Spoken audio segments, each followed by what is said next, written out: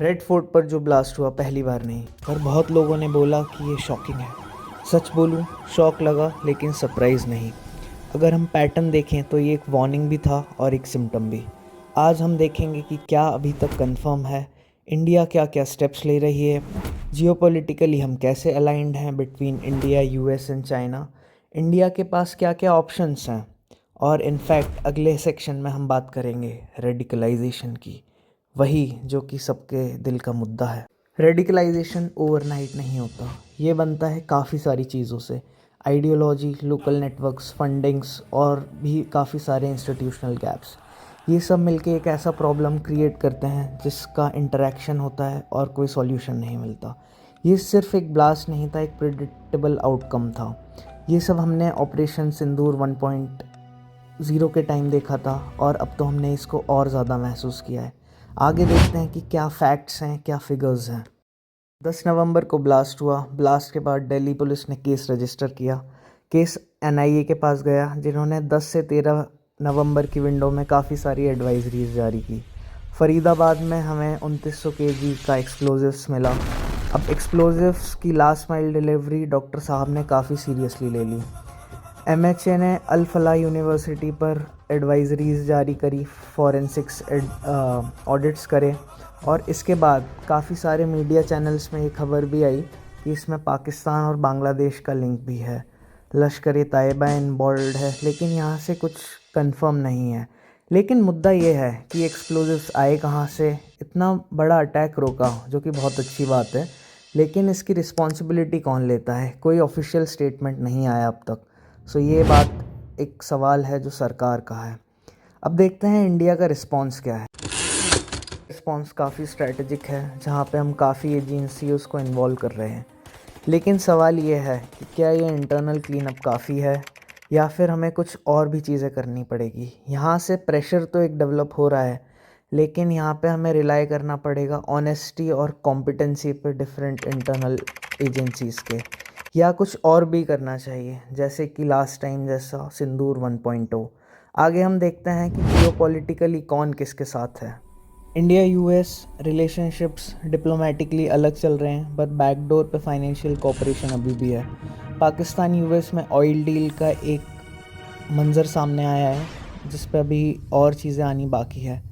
China थोड़ा सा safe play कर रहा है, ऑल्दो उसका लॉन्ग स्टैंडिंग रिलेशनशिप है, बट वो पॉस्चरिंग उतना पब्लिकली अभी पाकिस्तान से अलाइंड नहीं है।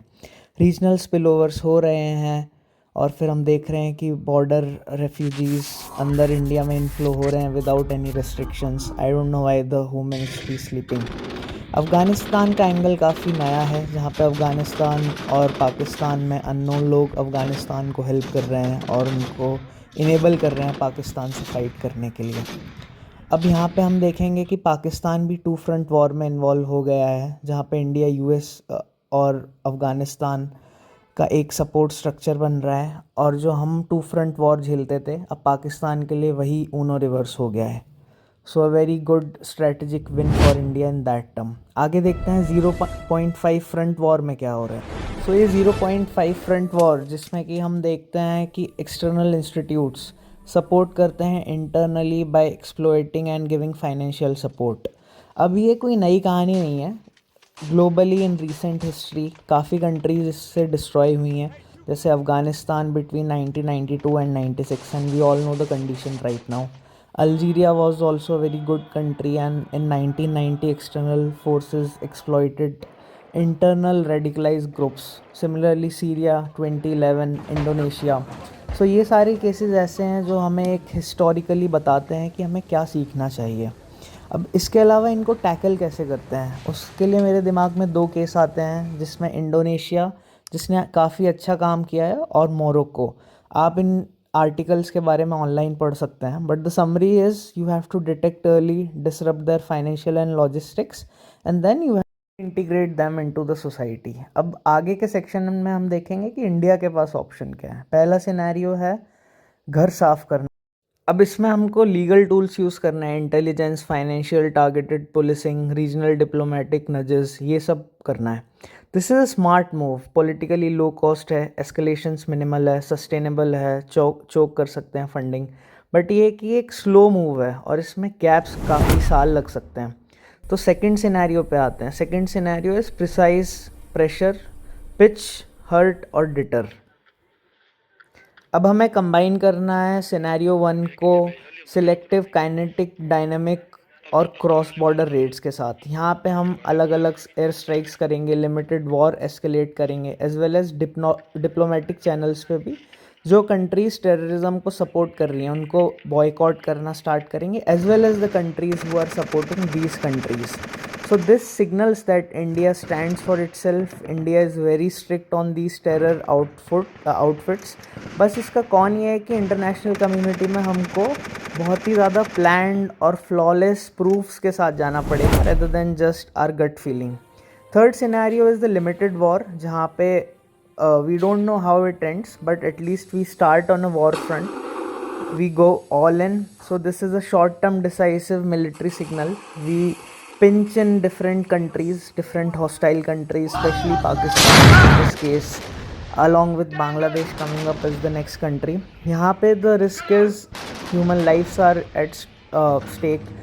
The regional diplomatic channels might go on the back front and all goes to war, then we might have issues in our supply chain, different refugee crisis, economic lapse and all these things. But conclusion साफ है, basically internal clean up must है and that should be the first step, and I think government is also focusing on that step, but आगे कुछ communication हो नहीं रहा है, so we also can't be very sure, but we need to be ready for this in legal terms and all.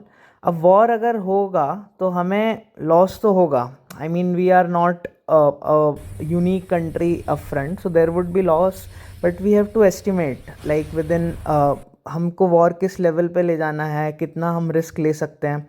But at the end of the day first step हमेशा वही बनता है कि इलीगल माइग्रेशन को कैसे हटा सकते हैं, इसको मुद्दा कैसे बना सकते हैं, जो पॉलिटिकल पार्टीज़ इसके अगेंस्ट जाते हैं पॉलिटिसाइज करने के लिए, उसको जनता क्या जवाब दे सकती है। तो जिम्मेदारी सरकार की नहीं है, अब जनता की भी बनती है कि इसको एक प्रॉपर मुद्दा बनाया जाए, ना कि बस पॉलिटिकल गेन्स के लिए उसको चेंज किया जाए।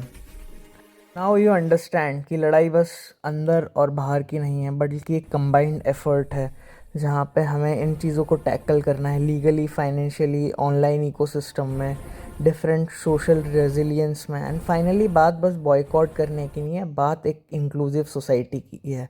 सो कमेंट करिए हम और कौन से वीडियोस बना सकते हैं, और डेफिनेटली सब्सक्राइब।